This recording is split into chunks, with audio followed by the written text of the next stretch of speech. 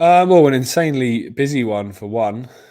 So obviously, as I said, we launched Iconic back end of 2019, November 2019. So at the turn of the year, the plan was to just make as many documentaries through that year as possible. I was in New Zealand in the February, and then in the US in the March. And I remember when we were in New Zealand, there was starting to obviously be rumblings of COVID. And I remember the following week when I went to San Francisco. I remember landing in San Francisco. This would have been around the 4th, 5th of March, something like that, and getting carted off at immigration because when we'd come back from New Zealand the week before, I transited through Thailand. Now, I hadn't left the airport. I just, at the airport waiting for the next flight along. But they grilled me for ages about where I'd been, and eventually were fine and let me in. And then I've been to San Francisco a few times, and I've never seen it like that. It was empty. There were, the roads were empty. The city was very quiet. I actually had somebody I knew who lived about an hour south who I texted and said, I'm here for a few days. Do you want to go for dinner? And they replied with, absolutely not. I'm not leaving my house. You shouldn't either. Stay in the hotel. It was crazy, really. So we did a few days of filming there, and then we flew into Denver and did a few days of filming there. And I remember seeing on the news every day it getting more and more, right, okay. And at the time, my wife was 7 months pregnant with our first child. And when we got to Denver airport to fly back to London, I remember her phoning me saying they're talking about lockdowns here in Britain. Like, are you going to get home? And we got on the flight, big 747 from Denver to London. And I think there was probably 50 people on the flight. Wow. And that for me was like, right, what the hell is going on? And obviously I'd had a few conversations with my dad at the start of the year when it was, talked about first from China, and then Iran, and then Italy, and all of those places where it first kind of was touted as being this killer virus. And then when we landed in London, and I turned my phone back on, and the news story was that Trump had banned European flights going into America. So immediately it was like, right, I'm glad we weren't leaving tomorrow. And then came home, and I remember going a few days later to France to do some filming, and it being even worse. And then I think it was that Friday they announced the lockdowns. So it was an interesting one. We saw it coming because obviously by that stage other countries had lockdown, so you knew what was coming. And then for me, I worked from home. Obviously at that stage, the company was only small. I think we had 3 people in the team, so everyone just sort of worked from home. And at that stage, I just finished a documentary filming, so I was editing. So I was in those early stages more than happy to sit at home and just edit.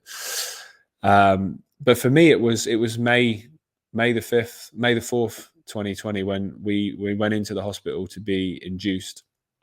And I went in with my wife, and I was told I wasn't allowed to be there the day before when she'd been to the doctors to arrange the appointment.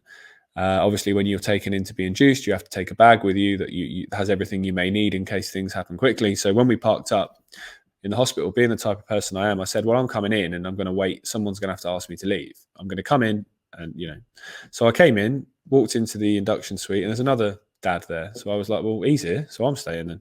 So we ended up staying. She had the induction, and then it was, right, take a walk around for about 15 minutes, and then we'll send you home, and things should start to happen in a few hours.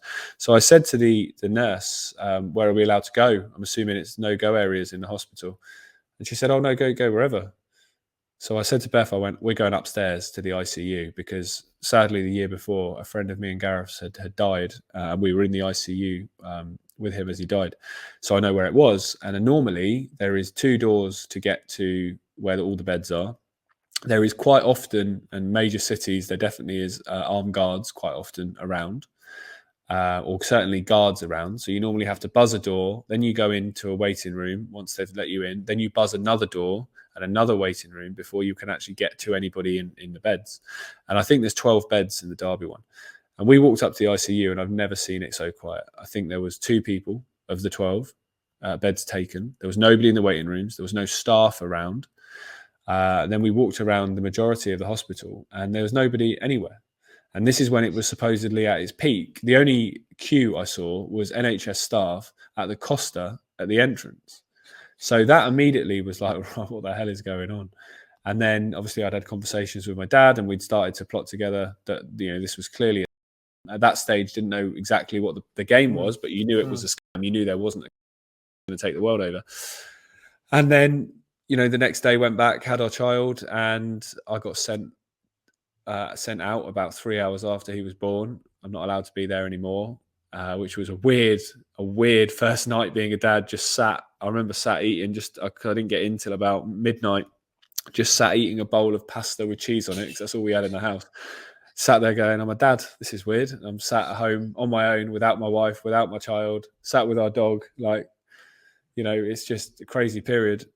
And then obviously, as more and more information started to come out and more research was done, you started to look and go, well, is this tool, and with the nature of the type of people that we know and interact with, people would send you different stories, ranging from, I watched an ambulance drive around with its lights on, so I followed it and it didn't go anywhere. They were just doing it to scare people, from people sending you stories like that to people, someone on the Isle of Wight, I remember, whose dad died of cancer and had struggled with it for years, and they put on his death certificate, even though he hadn't had at all. He died of cancer, and it was very much expected that's what was going to happen for a long period of time, and he'd fought it really really tirelessly, and his family fought to have cancer on his death certificate because he'd beaten the odds so many times, and the fact they changed it to nothing. So he was sent a lot of different things like that, which made you immediately go, hang on a minute. And I remember very, very early when it first started, my dad saying, what they'll pitch as the answer. That's what it's all about. Thanks for watching this video. And if you want to catch the entire episode, head on over to the Radical Health Rebel podcast, where you can subscribe by scanning the QR code on the screen.